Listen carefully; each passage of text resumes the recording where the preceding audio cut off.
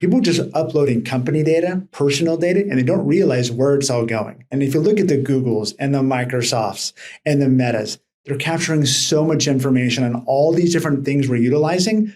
Of course, they can be able to target it, and of course, they can be able to centralize it. And as more people start using AI for booking, for travel, for destinations, for research, and you're logged into an account, of course, it's going to tie it back to you. And it's only a matter of time, and it's probably even happening now more than we even know, where it's becoming more institutionalized for businesses.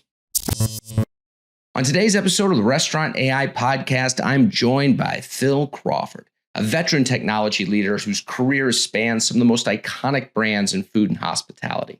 From guiding Shake Shack through its hyper-growth phase to serving as CTO of CKE, Phil has spent years navigating the tension between cruise liner legacy brands and the speedboat startups. Now, as global head of food and beverage and hospitality at Adyen, he's on the other side of the table, helping dozens of brands rethink payments, personalization, and AI from a technology provider's perspective. In our conversation, Phil pulls back the curtain on what AI can really do for restaurants today, the risks of letting the fox into the henhouse when it comes to data, and why success isn't about chasing shiny tools, but building flexible systems that can reduce friction for both guests and employees. But before we start, a special thanks to ClearCOGS, our sponsor of today's episode. ClearCOGS is a leading provider of demand forecasting software at restaurants because when you have clarity on the day ahead, you're more likely to be profitable. With that, I give you my conversation with Phil Crawford.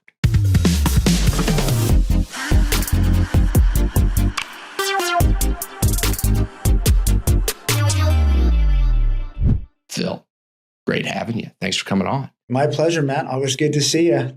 All right. So I got to ask, you have gotten to the top of, marquee brands like Shake Shack and CKE, as CTO, and all of a sudden you move to the dark side and come onto the technology. Why now? What are you doing and why'd you make the switch? Well, it's the green side, as I like to call it, because Adyen's green. And look, I had this philosophy as I've gone through it. I've always been the tech head, right?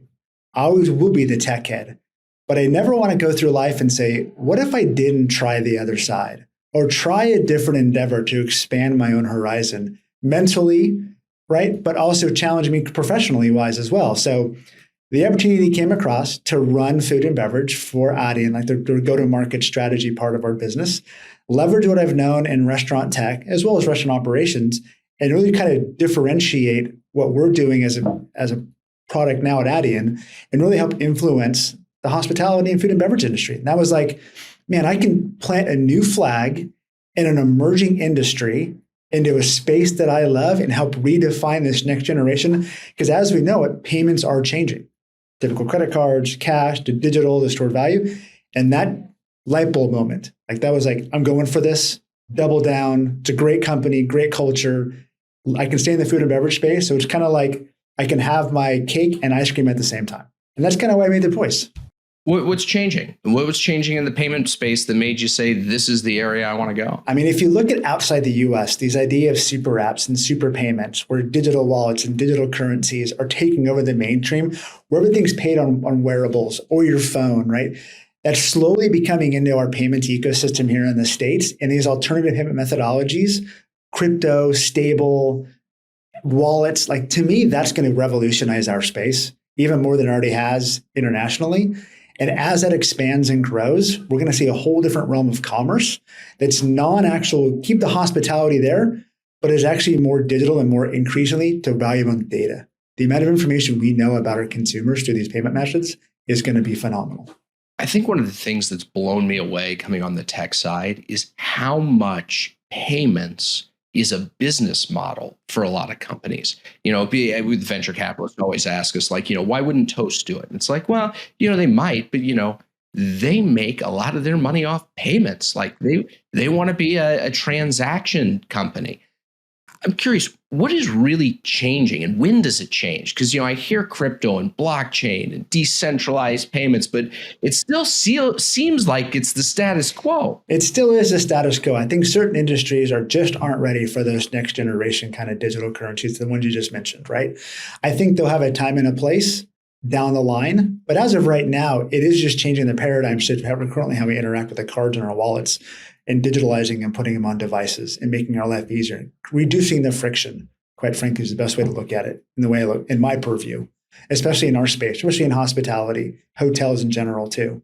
I think that that paradigm shift will continue to go back and forth. Will you ever see Bitcoin acceptance in a restaurant? Probably not at any time or soon, but it's kind of a cool thing to talk about and see where the future might take us. But we have to be able to have flexible tech stacks that can adapt and adopt how the world and the next generation of consumers are playing. And they're playing in this new space. Well, I think there's a distinction, right? You've got Bitcoin out there. Yeah. It's a, let's call it a store of value. Mm-hmm. And then there's this blockchain for transactions, a decentralized network. Separating those two, what of this technology do you actually see evolving in restaurants in the next few or 5 years? I see blockchain going more, quite frankly, versus Bitcoin. I think the problem, though, in our space is the knowledge of what blockchain is and what blockchain can do really is the prefaces of what we need to be at. There's not a lot of people that understand how it works. But it actually, could it be commoditized in a way in our space that actually is going to be utilized by your average chain? Probably not. Does it just bring down the transaction costs? Is that all it is? What's the benefit to all this, fancy, hard to explain technology? I think it's transaction costs. I think it's data and insights. It's actionable information. It's all the underlying things that are outside of the commodity, which is why you look at the Toasts of the world or the Oracles or the PARs that really are integrating a payfac solution, right? They're trading off one for trading off another because then they can realize and they can really home in on how the omni-channel person pays and goes. Is it kiosk? Is it in-app?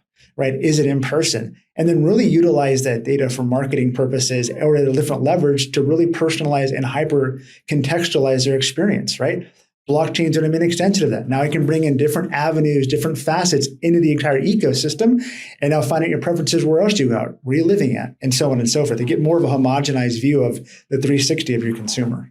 All right, you said a lot, and that was a lot of important stuff. Could you just break that down for me? Treat me like I'm a sixth grader. What exactly are you saying tangibly? Tangibly, if I know my consumer and how they interact with us, but also how they interact with their day-to-day lives, I can do a better job of getting them to my business and taking care of them in an enlightened hospitality. That's what it comes down to. I would think that the credit card companies, don't they already have that data and sell it back? Or, how does blockchain or any of these new ways of transacting make it better? They do have the information. I think the fundamental problem, though, is just how do the merchants consume and action upon the information? Regardless if it's blockchain, regardless if it's a CDP, I think the fundamental issue is I have all this data. We have tons and tons of information. How do I unlock the nuggets of gold of this information? It's a story we hear all the time. I have all this data. What am I going to do with it? How am I going to make it actionable? How am I going to make it, number one, weaponize the information I have to help the consumer, help the merchant? That is that secret sauce that so many retailers have already figured out, but food and beverage and hospitality still need to figure out because it's next generation and it really just haven't caught on. We're so stuck on loyalty systems. We're so stuck in this old legacy kind of idea, which only is a small segment of the overall population that we serve on a daily basis. Which in some ways was, I will give you benefits if I can track you. Correct. But if only a certain small subset of it is logging in and giving you information, the other larger percent, you still don't know who they are. With payment data, with blockchain data, I can figure out and anomalize data and figure out these target markets, who they are. And maybe with payment data, we get to a point in the future where it's prescriptive. I go and I pay with a card and it prompts you via a virtual app or prompts you via the phone to join. And by the way, all the way you purchased now, I can grandfather you and I can capture you on the spot without even you thinking about me taking valuable real estate on your phone. That's where that next generation goes. So Phil, it's funny, we did start out with loyalty as a way for us to get data and be able to track you, right? But somehow along the lines, it's become a customer retention tool. As you think about this world where, you're able to get more of the intelligence through already existing data, not loyalty. How does that affect the retention piece? How should people be thinking about that? It's like almost the same days we used to clip coupons, used to give discounts to get people in, and that was kind of the next wave. I think it's a fundamental paradigm shift as you are as a business, right? It's no longer trying to capture who I am as a number, but actually who I am as a person through the different tangible ways I interact with the concept or a brand, right? That's that shift that I think so many businesses need to change. They need to change how they work, but most importantly, they understand who they are as a business. Maybe there's some larger organizations that are fine being that way, that don't change your tune. There are some of those, especially in the industry now, that are having decreasing traffic and decreasing average sales. Why? Because they've just become transactional. They've lost the human element touch of who they're trying to go after. Make it relevant and make it contextual to these people and whatever mediums you have in place without trying to spend a fortune. Somebody tomorrow will sell you the greatest thing since sliced bread. But if it doesn't resonate and it doesn't fit, why are you buying it? Maybe look inside your own core of what you have and see what you can pull out. Yeah, no, it's funny. If you really go look at just media in general, it hasn't really been revisited in a long time. I mean, you go listen to the radio and they always have the call in. We're giving out $100 to the first 7 callers. Well, I think that was all back in the day. They couldn't quantify how many people were listening, and so they'd give money away to see how many people call, and we could judge our audience. You see it for referral codes and all of that. You're now walking into a world of AI, which is a little bit scary because we were all anonymized in some ways. I knew my data was out there, but no one could make sense of it because it was, there's so much of it. It was quasi-anonymized. Is my assumption correct that AI has kind of gotten to the point where this mass amount of data, I can actually go figure out who a person is, maybe not their name or social security number, but what their motivations are and how to reach them on a one-to-one basis? There's so many individual data points out there. If you can correlate and create enough stitch work in between, we can figure out who you are, because so many of these systems that are AI based, number one, people just uploading company data, personal data, and they don't realize where it's all going. And so it's becoming smarter and alert. And if you look at the Googles and the Microsofts and the Metas, they're capturing so much information on all these different things we're utilizing. Of course, they can be able to target it, and of course, they can be able to centralize it. And as more people start using AI for booking, for travel, for destinations, for research, and you're logged into an account, your Gemini, of course, it's going to tie it back to you. And so it becomes these arbitration layers that continue to stack on top of stack, on top of stack, on top of stack. And it's only a matter of time, and it's probably even happening now more than we even know, where it's becoming more institutionalized for businesses. How big is CKE?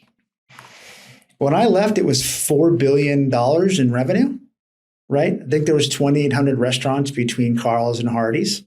We were just kicking off our digital play with loyalty and such, which was growing at a clip. But again, though, in that situation, it's QSR fast food. What's your demographic? Who are you going after? How mature is your merchant base and so forth? That's where I was going to go. If I could serve up, almost individual customer behavior, motivations, anything you wanted to see on your customers, how do you actually use it in a large organization like that? It's about good planning and good triangulation, quite frankly. The alignment between digital, marketing, and IT. Right? You have to have this ethos plan. If I go out and I go on TikTok or Instagram, whatever medium is to go after them, I need to understand my target audience and create these levers or these action steps in order to figure out what they want and who they are. How do you actually capture them? Case in point, Matt, maybe you never, ever, ever order on an app, but you're always in person. How do I get you to convert to be in person to an app or app to in person? Maybe you don't want to be, but how to know who you are inside our business to make sure that your experience is best, and tie it to your social scores, tie it to your feeds and so forth. That kind of triangulation, I think, is incredibly important. The problem, though, is that which data do you use? Number one, but also number two is that how do you run it through systems that doesn't hallucinate and give you the wrong output or the wrong information? And when I mean that, like in the back ends. So what I'm kind of hearing, and tell me if I'm incorrect on this, is, if I had all that data, there are things within my business that I want to achieve. Maybe it's more in-person dining. Maybe I want more people to order on the app. Maybe I want to reach more families. I would use that data to basically say, these are the motivations of this demographic, and we're trying to elicit this behavior. Let's go try these different campaigns. And now we'll be able to see on a really granular demographic that, we changed the kids menu toy in this region and families responded really well here and not here based on different ages. Yeah. It's the old analogy of adding bacon, right? If I can see ordering, people are adding bacon and I'm not charging for bacon, and I push a bacon special, we see a bacon return on orders. Vice versa, if I charge for bacon, will I see a decrease in bacon kind of consumption? And then who do I target? In general, it's those kind of role-playing scenarios that are incredibly important, but you have to have the right tools and the right insights to pull that golden nugget out, like I mentioned earlier, to really triangulate and see how does that move the needle. And some are going to work and some are going to fail, but you've got to keep trying and over and over and over again. People talk a lot about decision analytics or outcome-based tracking. That right there is like descriptive analytics. It's almost A/B tests. We made a change. Now we can quantify on a more granular basis, how well that change actually resulted. At what point does it move to the predictive or prescriptive side where it's you have the biggest opportunity to increase revenues by changing the toy, and these are the toys you should do in relative markets? Because I think the first one we get, right? We're going to get better marketing information on a more granular basis so that we can track decisions. But what point does AI come in and start setting the roadmap? I think it's now. I think it's about writing your algorithms. I think it's about looking at the macro and not your micro kind of world. So many restaurants have blinders on when they think about these decisions. It's just about them. And they're not looking at the tangential kind of approach that actually could affect the restaurant space. They may not even be restaurant focused. It might be what is the most viral trend right now and pulling in that data, right? It might be what is the economic kind of thing going on in the world right now and pull that in and let the solutions with defined rules of engagement give you an output that you can enact upon. Now, I'm not a big proponent of having AI do it autonomously, still too new. There are different things that could throw it out of whack. There always needs to be a check and balance in there. I think you and I talked about earlier. But prescriptive analytics is incredibly important as long as you have your rule sets based and as long as you're willing to take a risk and then action upon that, 100%. You need to, because you're trying to create that next FOMO experience, that next transactional experience. And the only way to do it is to put more information that's relevant to your business, but also more relevant to your consumer base. So, and I want to get into that. How much do we let AI do autonomously? But before we get into the fun stuff, I want to get a feel of, how big organizations, because Shake Shack, you were there for a growth phase. You got to see, what it's like to, double and triple. And, you look at technology a little differently when you're, hanging on versus, a CKE where you guys are this established brand, you're collecting great royalties and we just need to continue to maintain the status quo. So when organizations are looking to bring in AI, how do you look at it differently as a big organization versus an emerging brand and kind of the pros and cons of each? Yeah, look, there's a variety of things there to unpack. If you look at, I use my speedboat cruise line example all the time. Shake Shack was a speedboat, CKE was a cruise liner. 20 restaurants, 2,000 restaurants. So the franchise, no franchise. So there's a lot of different factors that come into these decisions. But I think it comes back to some core fundamental basics. What is your tech stack? How are you evolving your tech stack? Number two. But even then also, what does your business need to move that needle? Some businesses are content the way they are. Other businesses aren't. So in the Shake Shack world, we were trying to invigorate and change ourselves and create this identity that we were and making it bigger, better, and badder and faster. Like Randy always said, the bigger we used to get, the smaller we still have to think, right? Other brands have the opposite approach. We're so big, we can do no wrong. I think when it comes to AI, It's what facets of the business can AI immediately have an impact? Efficiency gains is a good example, right? Decision matrices gains, right? Cutting a lot of the mundane tasks that actually transpired in the business that are a drain on speed and momentum and getting process and procedures done and so forth. That becomes what it is, but it also has to fit into who you are as a business. It's easy to go get caught on the shiny object and go, I need the shiny object, go put the shiny object in. But it may not resonate. It can actually tend you down the worst path, which is something that's going to go completely against who you are as a business, destroy the hospitality you have in your business, destroy the business itself. And you're like, wow, that was the terrible thing I've ever done in my life. But in the AI standpoint, like, or I look at it, is it an enabler? Is it reducing your friction? And is it making the employee life better and the consumer life at the same time? Within reason, because there's so many different things of what AI is, but also more importantly, you have to define what AI is. I think the nomenclature, people can't even spell AI, let alone know what AI even is, because it's such a big conglomerate word of so many different things. I know, it's funny. When we first started out, we didn't bring up AI because no one knew what AI was. And it was this scary Terminator thing. Then ChatGPT came out and it made a great brunch menu. And everyone's like, look, this AI thing's great. And then we just got back from FS Tech and everybody was AI and every restaurant was like, I don't want to hear the words AI again. It's funny how it's in, it's out, it's in, it's out. Yeah. And what does it do for you? I was at FS Tech too. Saw a bunch of presentations. Some are smoke and mirrors. Some had some tangible facets to it. Some make some changes. But what level is it moving the needle? Is it actually doing what it says it does? Or are you trying to ride the wave, as they say?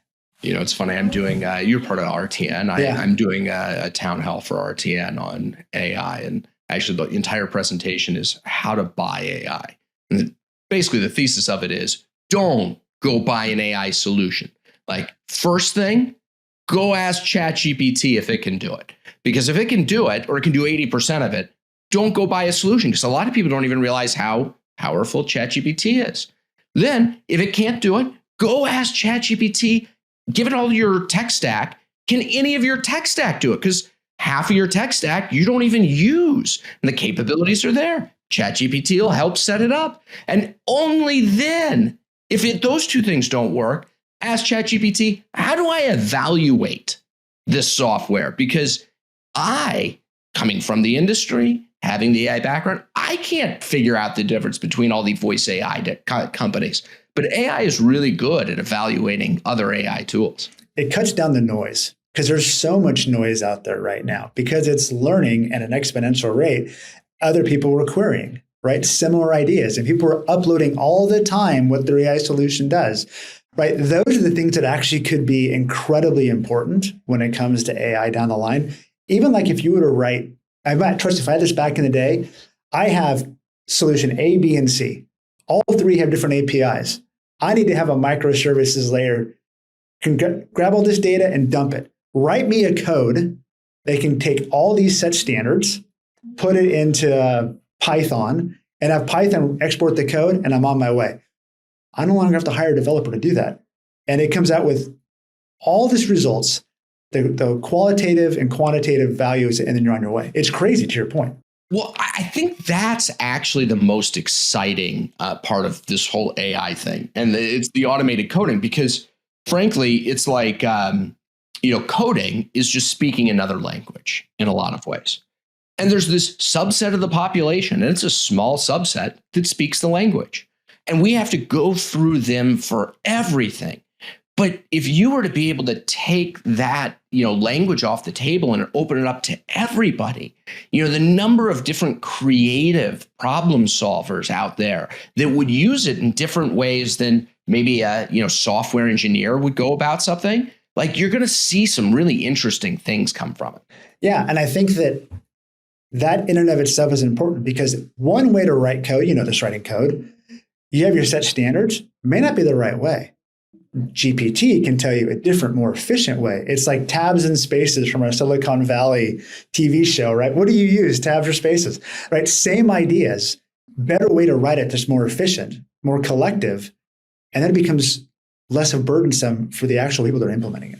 Well, and today we write our software and every 9 months we have to rip and replace the entire thing, right? Because you outgrow it and you realize you need to re-architect it. I think, and you live in fear of, okay, we're going to have to build this new system. Let's try and build it the right way to delay how long before we have to, as the engineers like to say, drown our baby and, start all over again. But like AI will literally just rip it all down and restart. So like you almost remove that fear and you can just move forward. And the crazy part, there are companies that have spun up that can build that middleware for you. Like we build it for you. And all they're doing is selling a wrapper on top of ChatGPT. I know, it's insane. It really is. Well, going back to the tech stack side of things, you said two things. One, it's about your tech stack. And two, it's about planning. Mm-hmm. It's a little difficult to plan for where AI is going to be tomorrow. And, I look at something like a CKE and you've standardized and you have these, providers in place and you can't just build on, I guess you can build point solutions and add them on, but that becomes complex. So, if you're a CTO of a brand today, how do you plan on the right tech stack to be ready for an uncertain future? You have to choose the tech stacks, in my purview, that have flexibility, that aren't so rigid, they can't move, right? So the technologies you choose, SaaS, non-SaaS, on-prem, whatever it might be, cannot be put in a box. They cannot be taken apart, is a better way to say it. I think when you look at these technology stacks, you need to build for obsolescence in a way where these solutions need to be able to pull in and pulled out, realizing that some of these are much larger endeavors. Yeah. And that's the hard part because nobody has a crystal ball. But you have to be able to have a solution and a partner that's willing to grow with you if you want to pull subsection A out and replace it with subsection B without redefining the entirety of the capital costs, operational costs you got to go do forth. So where does AI in the future go? I need to have a front-end solution, case in point, they can inject it into a drive-thru, inject it into a point of sale, inject it into labor management, inject it into back office, right? All those different players need to have an open back-end API or SDKs that we can write to and from that are keeping up with technology at a current state where so many providers may not be doing so. That becomes the tech stack's flexibility notion is where I'm going with the idea. The flexibility key is don't be so stuck on one tech, you can never leave it. And it all sounds really good. And I mean, flexible, open, these are great words. But what's that actually look like tangibly? Because somewhere has to house, I mean, like if my point of sale system is interchangeable in some ways, right? Somewhere has to house what all of the different, unique menu items are and how the modifiers work. Someplace has to have the recipes. Like, where is the center of that? It's in your data strategy and your data repository, right? If you were to bring it all back home and you have a data architecture and a data plan without naming names and the centralized, that is the key because these are all components that are feeding information in. You said it, point of sale, recipe systems, back office. The centralized component, Snowflake, EC2 stacks, whatever it is, that can articulate and transform data by their structured or unstructured into a centralized way, that becomes your nucleus. So you can do many from one. Often technology stacks are built in silos. They're not talking. The data resides in the individual ones. The notion of having a centralized that can talk to many is how that architecture begins, to keep the flexibility, to keep the autonomy. Snowflake, we'll say, is a good example from a data standpoint on the cloud, right? We rolled them out at my previous life at CKE and replaced an old Microsoft SQL engines, right? Let's be honest, because the technology has evolved. Even though it ran in the cloud, we know there's more efficiencies by using Snowflake. And Snowflake allowed us a variety of different ways to inject data. And Phil, what's the size of a brand when you have to start thinking like this? That is such a hard question to answer. And here's why. Because the size of the brand could be 20 restaurants to do a $20 million AUV, or it could be 400 restaurants to do $100,000 AUV, right? It really is the maturity of the concept that they are, I believe, is the answer to that question. If they are a mature front-facing guest technology-based restaurant chain, then yeah, it's something you need to look at. If you're a brand that's legacy, it doesn't really value that, then maybe it's something you don't invest in. And that's why it's hard to answer because I can't say a crystal ball is you have 200 restaurants and you've got 40 people on IT. It's time to mature and go. Like there's some IT teams that are incredibly small and nimble and that run circles around other groups that are 25 times the size of them. It really depends on where they're at in the maturity of your organization and their technology, evolution. Phil, you said something and it kind of struck me that one of the, let's call it positionings I hear from a lot of technology providers today is, we are your all-in-one. We help standardize your data and connect everything. Whether that's a Toast, which is fantastic, and you can get on the marketplace, or, whether it's Q or whether it's PAR and or Synergy Suite, they're all kind of, coming in. We will create that schema for you. I kind of hear in the background, though, the downside of that is they now control your, data standardization strategy in some ways. Is that fair? I think that is fair, but I think it also depends. There's some organizations that don't have the internal knowledge base to pull that off. So they serve a purpose, which is great. For those brands they do work for, I've heard nothing but great compliments. There are larger organizations that don't use them because they have their own data scientists, their own data wizards, or data architects that know how to do this. They solve a niche product solution that organizations don't know how to get from A to B to C. They're the B. There's some groups that go, I know how to do it all internally. Let me go forward. That's kind of a tough way to say that because there are different levels of maturity in different organizations when it comes to technology. I imagine if you're back at Shake Shack and you're doubling left and right and you're just trying to hold on for dear life, it's like, hey, we'll deal with that later. If you can standardize it today, let's do it, move. But it depends, it comes at a cost too, right? That's the other side of it is you got to do the ROI, and whatever solution you choose to implement, there has to be an ROI analysis done, period. It's so easy to go out and buy the thing out of the box and say, I'm going to implement it. And before you know it, you're 2 years in, Matt, and they have all your data and pricing is going up and the cost of ownership continues to go away. And you're like, crap, I want to do my own. Now, well, how do I do that? How do I rip and replace and take all that out and take all the knowledge out and not break all the systems? So there are some tangible costs there, but also some, opportunity costs in going down those paths. All right, let's talk about ROI. Because one of the things that I get into it constantly with is like pricing. I would love to do outcomes-based pricing. But frankly, everything in restaurants is so hard to quantify. And the things that matter the most are the most difficult. I sit there and think of, your profits go away when things go wrong. When the unexpected happens, when I need to go run and pick up more chicken at the grocery store and it's 3x the cost, or, I run out of product and I miss out on revenues. The fundamental, let's call it, if I'm an employee, my day goes right, I'm less stressed out. That in some ways is the best outcome, but it's hard to quantify from an ROI standpoint. It is, because there isn't a tangible metric, right? It'd be great if I could just put it into an AI solution and say, give me the ROI, right, of where this is. There's a lot of intangibilities. Right? I can't predict the weather 2 weeks from now. Heck, no meteorologist can even do it right, even with all the state-of-the-art technology that's out there, right? But when it comes to solutions, I think also part of it is using some common sense, right? Use some common sense in these things. You're not going to get a complete silver bullet or a complete 100% calculation all the way down because there's so many variables inside the restaurant space. You named a couple just off the top of your head. There's always has to built in the chaos theory out of Jurassic Park, right? Water's going to go down left or right of your finger either way. It's never going to be the same. But if you build those into how you quantify your decision, you really can't go wrong, right? And use your brain. Trust your gut. Like sometimes if it's too good to be true, it probably is. There's something hidden there. So, going back to the ROI side of things, I had Jeff Alexander on, and he had kind of an interesting take on, adopting technology. And it was, something to the effect, and Jeff, I apologize, I'm paraphrasing, if you know where you need to go, right, that this is ultimately going to be a good outcome.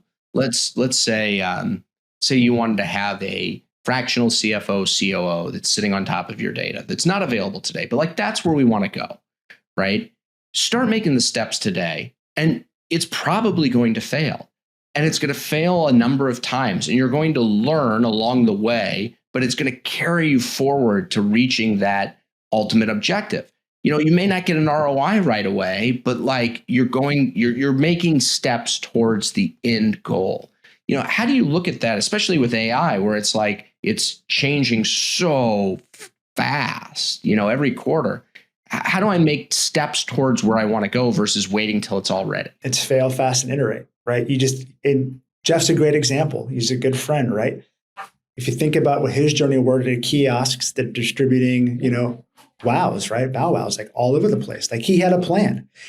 Iteration one of that machine is not the way it is now. He knew his end state was going to be.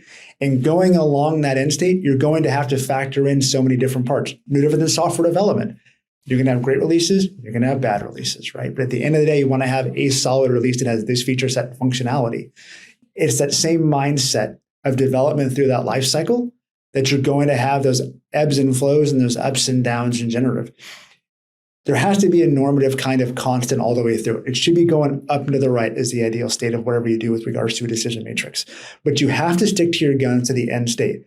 Or if you abandon it, you have to know early enough in the stage that there was a wrong path altogether and kill it early enough. And that becomes the secret sauce. When do you know when to kill it? When do you know when to keep going? How much friction is going to be along the process that you're going to tolerate and go? And also bring the company and your partners along with you. Like you may be you may have the vision, but if you're not all aligned in that vision and that goal and objective, it's extremely hard to get it across the finish line. So you have to have that all beating the same drum, all rowing in the same direction before we even start. Otherwise, it's incredibly difficult to pull it off. Yeah, and a lot of that's like future looking. I always wonder when you're at a big organization like a CKE, you sit there as CTO, is most of your job playing whack-a-mole with what's broken right now and what needs to get fixed? Or is it really sitting there and pontificating on data strategies and like where the puck's going? It's both. Like I think a good CIO, CTO is really right down the middle of both, left of center. Because sure, we all want to sit in our offices and brainstorm and whiteboard and come with the greatest things since sliced bread and design the most things. But look, whack-a-mole is part of the job. Right. I think, but also building the great team around you, which I had at, Shake Shack and CKE and Godiva and Yard House is also part of the journey, right? These people have to have the same mindset and the same ethos you do. And that becomes part of the fun thing because things are going to break. It's how you react to the breaking that makes you a differentiator and how you react to your team that things make the differentiator. We can all have the 25 projects we want to do. I'd rather do 5 and execute them at 100%. Than 25 and execute them at 50%. It's just having that fine delineation of balance. It's funny. I get the question a lot, or the people imply quite frequently that big brands have the best technology and that small brands are behind. And now that I'm on the tech side, I've slowly realized that's really not the case in a lot of, if I'm a Toast POS, I can go enable whatever new software there is and implement it right away. Whereas, if I'm a large vendor with a legacy POS and, they're not necessarily innovating, all of a sudden new technology is making it to independent operators in a lot of ways faster than the big guys. And I feel like AI is going to exasperate that even more. What's your take? I think it is going to exasperate it even more, right? Again, though, because it's so unknown. It hasn't been truly tried and true in our ecosystem yet. People are dabbling in it in different parts of the business. I don't think there is a silver bullet across how AI is going to change us. There's some great hypotheses and theses that are out there, but where do you stake your fame? Where do you double down on? Because it is relatively still new. We're on the third wave of AI, as I've said. We're on the agentic AI. Where does that go? It's a great buzzword once again, but prove me wrong that it's ready to go right now. Like that's why you don't see it everywhere in other industries. You've brought up the third wave before. I actually was not aware of these waves. I'm going to have to get educated. What were the first couple waves and what's wave 4? The third wave of AI is the agentic AI, which is autonomous systems that can make decisions and perform complex tasks without human intervention. And it's a significant shift from the earlier, which you talked about, the first wave, which is focusing on predictive and generative capabilities to act independently and collaborate and achieve goals. So that is a terrible way to answer this kind of thing. No, but it dovetails nicely into this because as far as restaurants go, I mean, that's where the technology is today, but that's not where the productization of it is, especially in restaurants. Today we're basically in the first wave where AI can do manual predefined tasks. Then it's automating those manual tasks. And then it's finally the agentic. It is seeing the tasks and doing them on their own.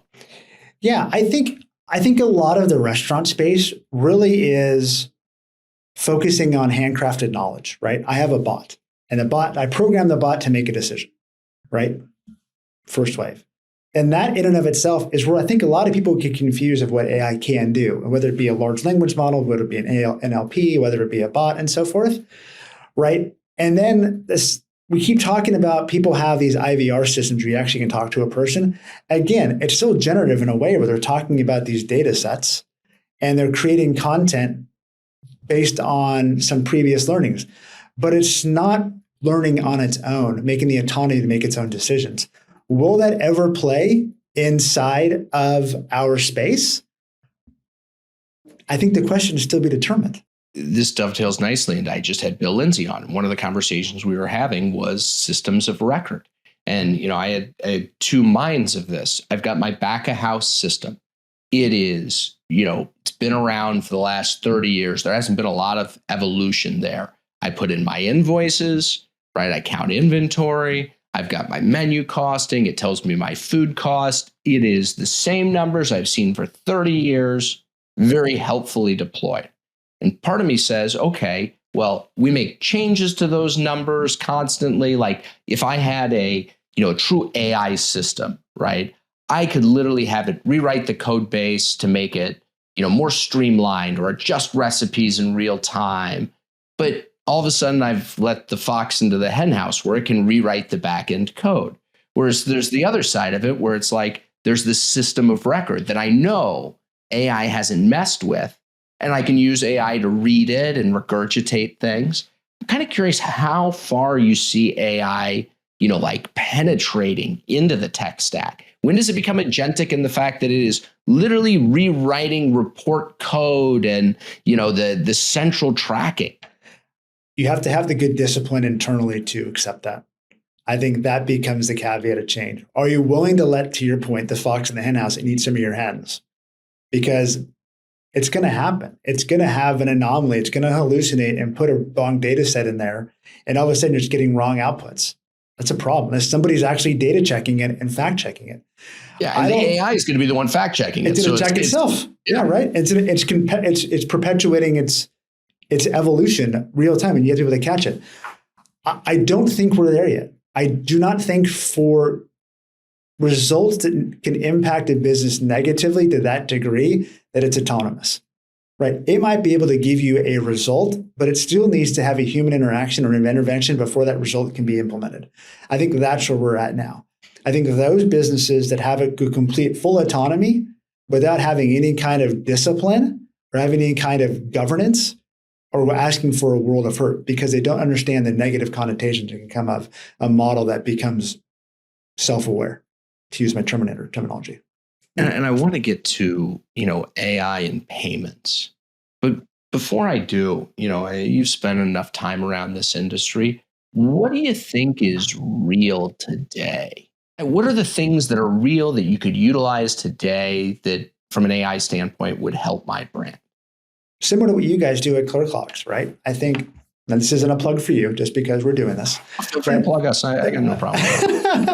I think a lot of the supply chain, absolutely, where you can leverage some of your historical information, tie in different data sets, weather, demand generation, to help produce predictive analytics is incredibly important from an AI standpoint. The idea with regards to labor scheduling, I think is a great idea for AI in general. Even with regards to ordering when upselling, right? There's some AI engines that can show these pattern recognitions and upsell automatically.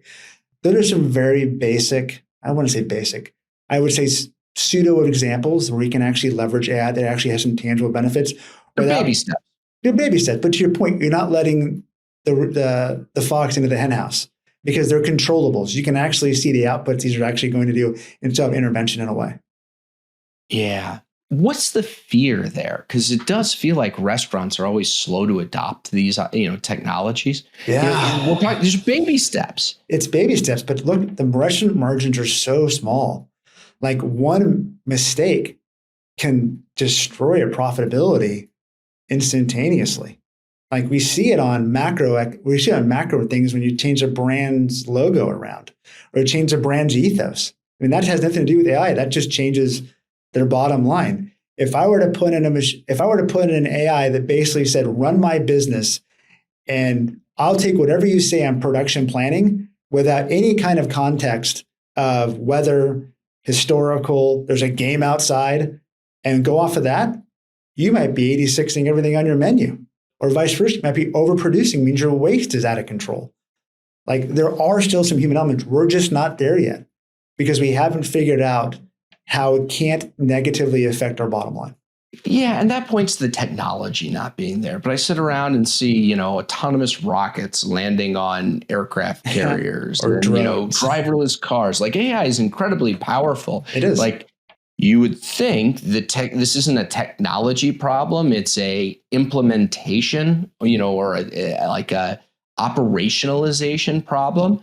Do you see it as more of a technology? The tech's not there or the providers aren't providing it, or is it just the operationalization? I think the tech in our space isn't aligned. That's where I see it at. I think also, don't forget, we're in the hospitality industry. We're here to take care of people, right? That's what this is about, hospitable and engagement. When we get away from that ethos and AI creates these friction points or takes away the humanity, it does cause an issue. So my point is, what I think validating is the AI, as it relates to hospitality, just isn't there yet. We think about AI drive-thru. I implemented it in my previous life, right? Great in theory, great in labs, real world experience, you're like a little bit too robotic, errors, how do we deal with this? And while we had some great successes in certain markets and why there's some great technologies coming out now, is it ready for prime time where the guests are willing and able to interact with that every single time? Probably not. Why don't you see AI at airlines? Why do you not see AI in hospitals yet when you're checking in? Why do you still go to kiosks, right? There are some things where it's getting there, but it's a slow and steady kind of course in action. Well, let me just say, when you go to a nice hotel or I'm going on the airline, the stewardess or the person that's greeting me at the hotel, that's a hospitality touch point.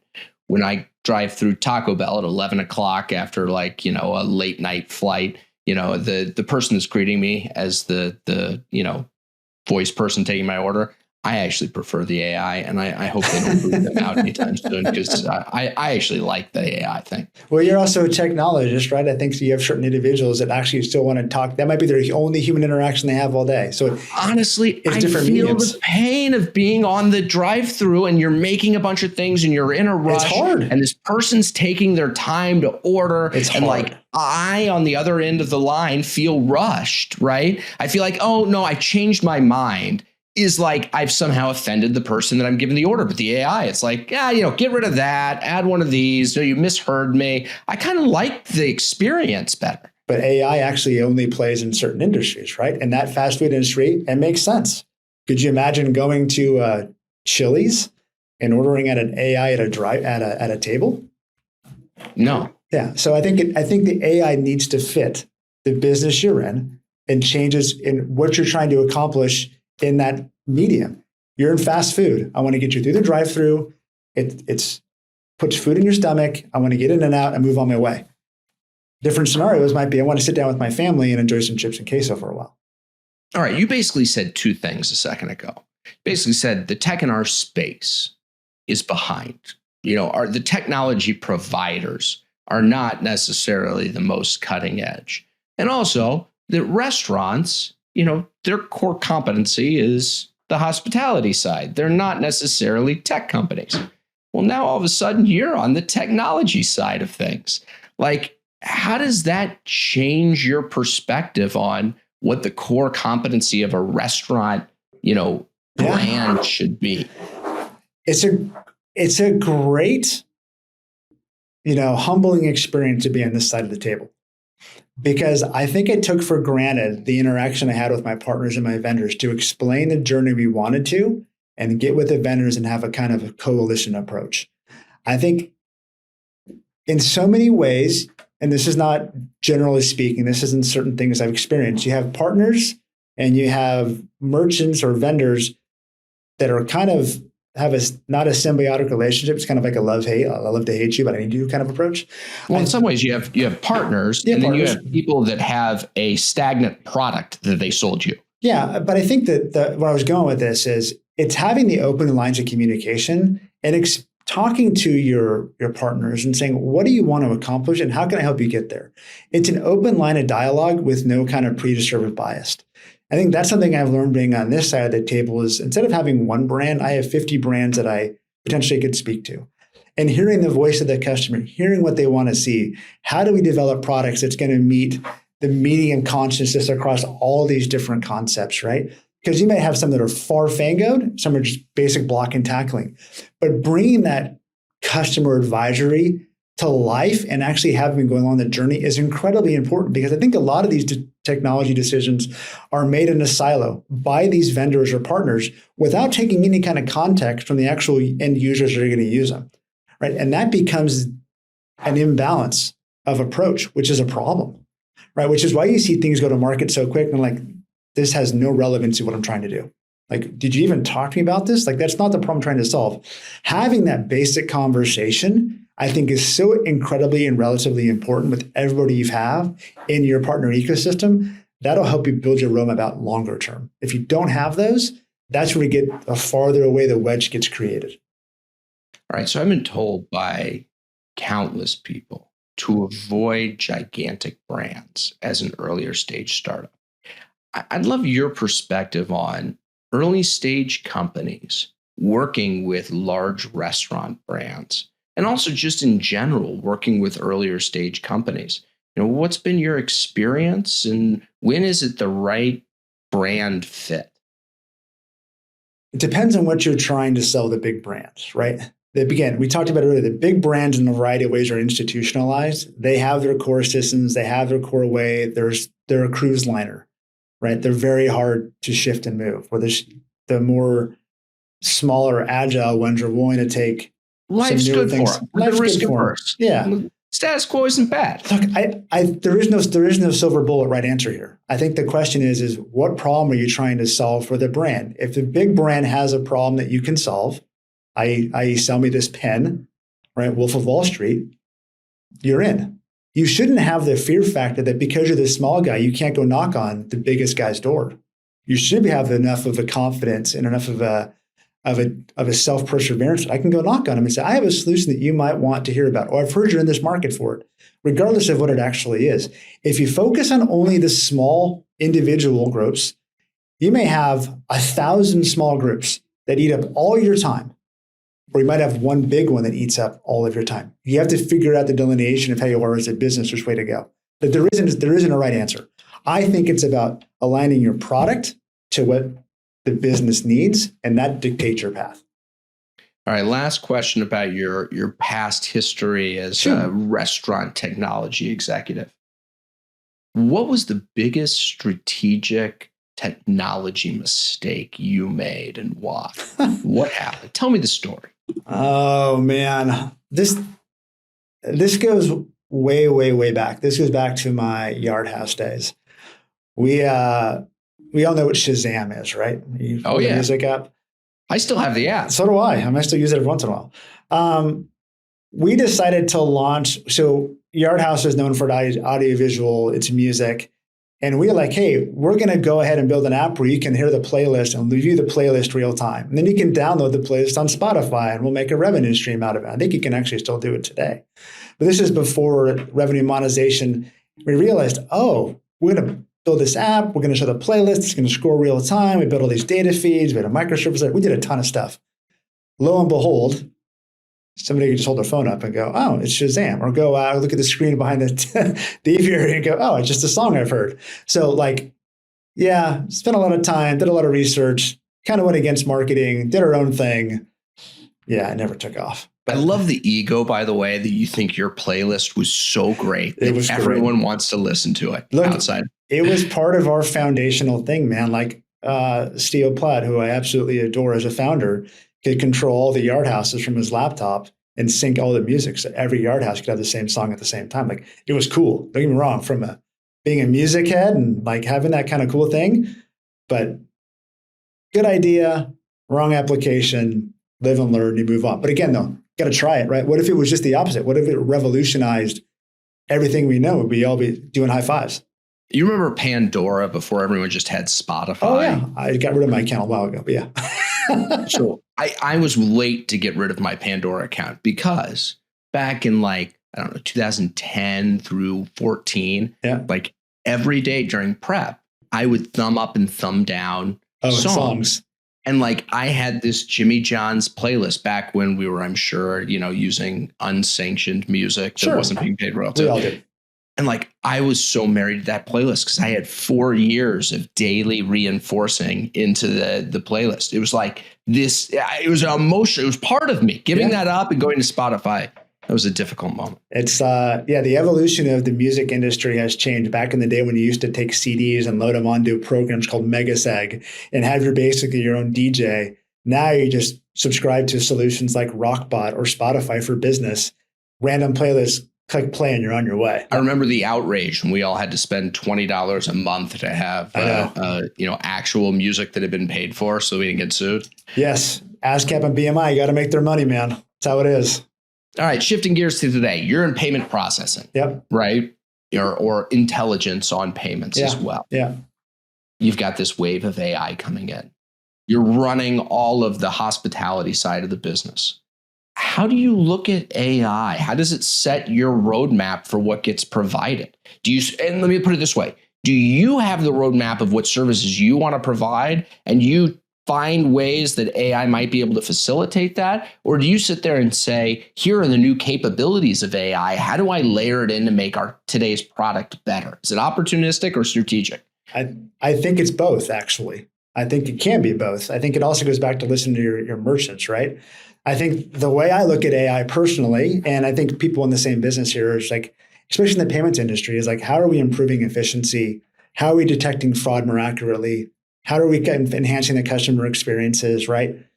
In our world, it makes better decision-making through data analysis, and leading to like higher auth rates and reduced payment failures. Like very, very basic kind of ethos we're going for, simply because that's what we want to do right now. We know where we can build these algorithms. We can see the data flows being a gateway and an acquirer and so on and so forth. We know that there's some synergies there by leveraging AI. Not trying to rebuild the world. We launched a product called Adyen Uplift, which is basically built on AI for least cost routing or debit routing, because we know there's avenues there that benefit not only us as who we are as a business, but also a merchant today. So leveraging the right tools at the right time strategically is important, but also at the same time, it's how is it going to be able to be modified for us and how we move forward? All right. So just break it down for me in plain English. If I'm looking at payment processing, what can AI do for me today? What are those tools? Like we call it Uplift at Adyen.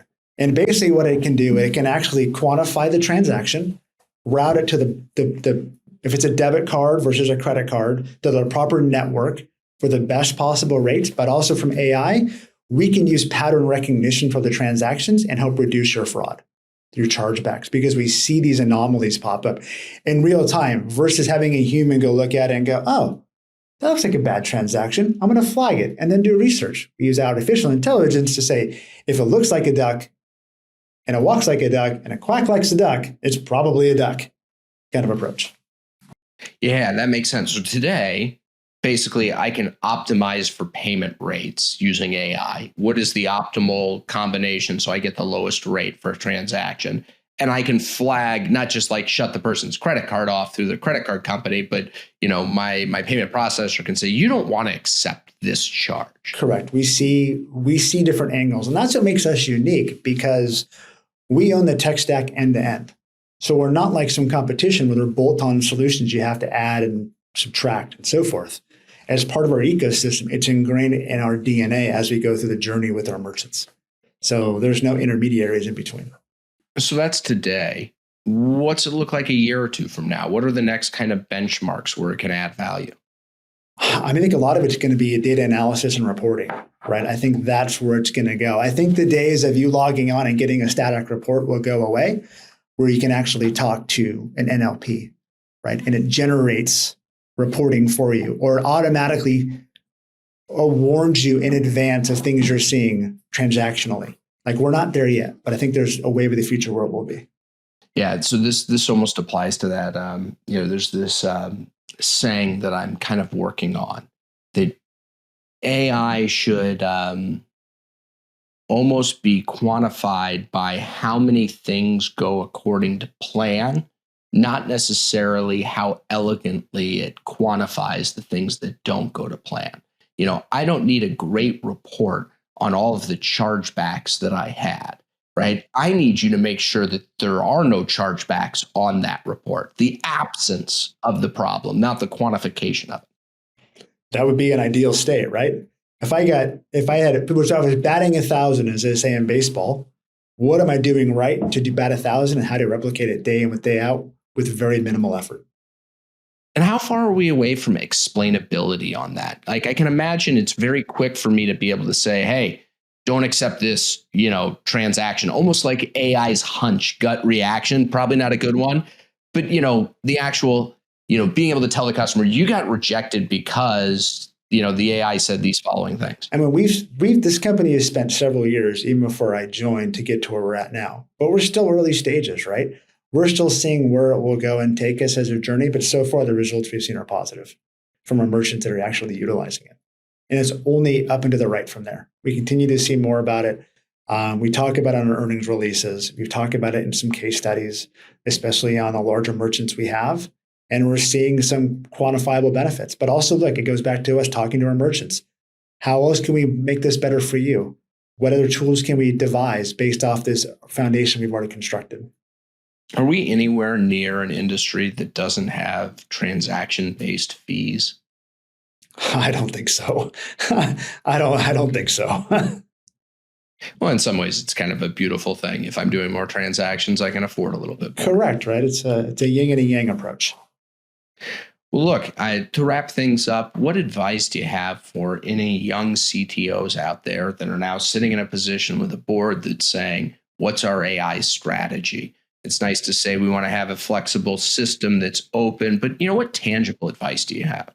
I mean, make sure the AI solution you're looking at meets the brand's goals and objectives. It's a big topic at board meetings, right? But there's more important topics outside of AI. Cyber is a big one that knowledge to me at every discussion.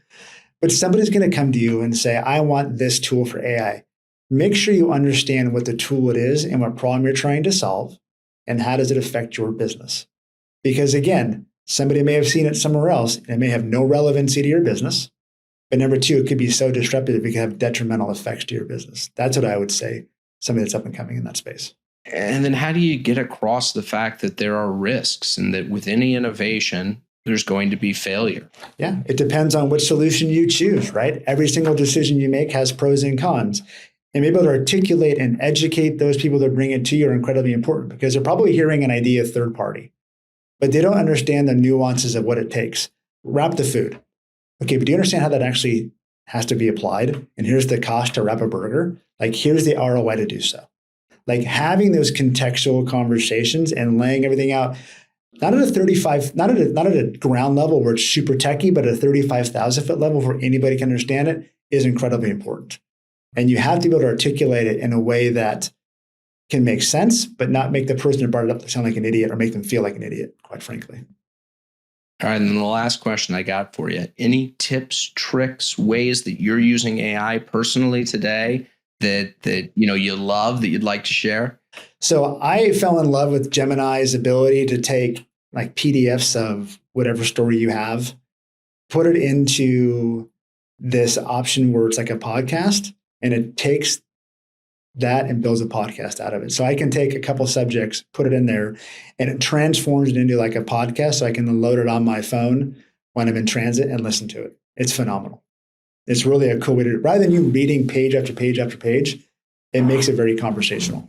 I have not done that. I will try that. You That should sounds definitely try it out. It's pretty cool. Do on I get to Gemini. choose the personalities? Because that'd be kind of fun. You can build your own personas. Yeah, you can say as a persona of Laurel and Hardy. I probably just dated myself by saying that. Like a persona of, like, I don't know, Joe Rogan. Have fun with it. Who knows? I built one of myself, and I got to tell you, through Cursor, and I uploaded all my call transcripts. It's basically sales meetings and podcasts. Got to tell you, the Matt Wampler that's on podcasts and sales meetings does not make a great human being. I'm like, this is awful. It's just a person pitching constantly. You don't want that. No. Well, Phil, I appreciate you coming on. This was great. I appreciate your time, man. Yeah, it was good, man. Thanks, Matt. I appreciate it too.